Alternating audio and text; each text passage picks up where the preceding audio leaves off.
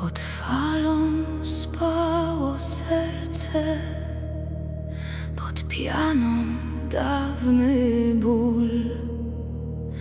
Dziewczę kochało księcia, lecz może znało swój dół.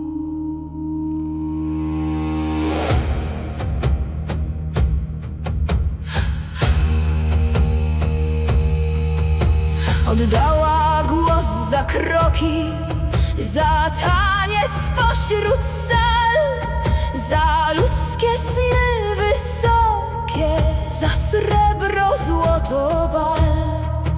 Na stopach miała rany, w uśmiechu niemy żal, a książę patrzył dalej, gdzie inna niosła czar. Śpi, książę, śpi, nie wołaj brzegu już. Gdy wraca głos spod zimnych fal, to miłość zmienia się w nóż. Śpi, książę, śpi, niech morze zamknie drzwi, bo mała syrenka umarła dziś, a dorosła syrena brzmi. Na statku grały skrzypce, weselny płonął świt, a ona stała cicho, jak cień przy białych drzwiach. Nie mogła krzyknąć kocham, nie mogła przekląć snu, lecz w oczach miała głębie, co nie wybacza łez i krwi. Gdy północ spadła z nieba, a księżyc przeciął mgłę, coś pękło w jej milczeniu, jak muszla, kamień, gniew. Wróciła pieśń z otchłani, z dziecięcych, martwych lat. Nie była już prośbą serca, lecz głosem słonych zdrad. Śpi, książę, śpi, nie wołaj brzegu już. Gdy wraca głos spod zimnych fal, to miłość zmienia się w nóż. Śpi, książę, śpi, niech morze zamknie drzwi, bo mała syrenka umarła dziś, a dorosła syrena brzmi.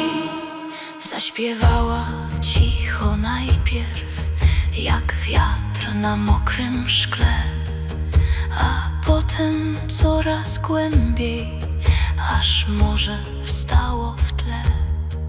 Książę odwrócił oczy, zapomniał własnych słów i poszedł za jej pieśnią, jak skazaniec pośród snów. Nie było w niej już dziecka, co pragnie ludzkich rąk. Była córką głębin, gdzie miłość znaczy sztorm. Fale rozwarły usta, pokład pochylił twarz, a książę wszedł w tę ciemność, jakby w królewski płaszcz. Nie płaczcie po niej, siostry, niech ucichnie ludzki ląd. Kto odebrał syrenie pieśń, ten usłyszy własny sąd. O świcie tylko piana kołysała biały ślad, a ona pod powierzchnią znów miała głos i blask. Nie była już przeklęta, nie była cieniem dam.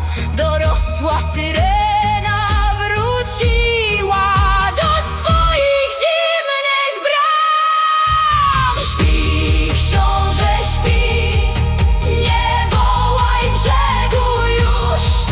Gdy wraca głos spod zimnych fal, to miłość zmienia się w nóż. Śpi, książę,